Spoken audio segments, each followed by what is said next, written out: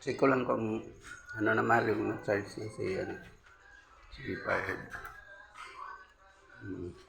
Ano sana eh.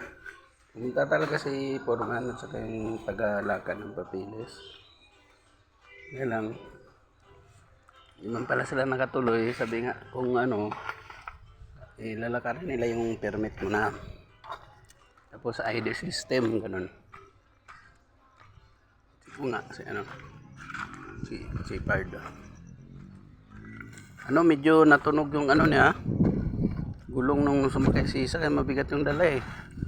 Bali, nalubyok mo tama doon sa ano, yung nayupi. Kaya dapat gawin namin. Walang buy script nandyan pala sa ano, sa bahay oh. Ganon. Ito oh. Tumama ito. Ganon.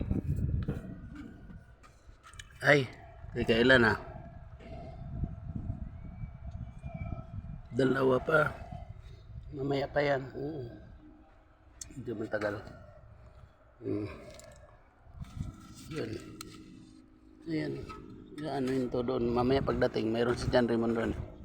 Diyan na lang sa ano yun. Yan ang natunog eh. Tapos, basta i-check namin yung ilalim niya, yung mga braking, yung starter niya. Thank you kay si Bardo. Saka kay Lord. Siyempre, number 1 sa Lord.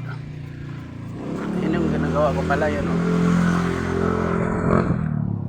Yung kuan. Ito yun oh. Ginagawa. Yan yung gawa. Ayan yung pinagawa ni Sir. Ayan.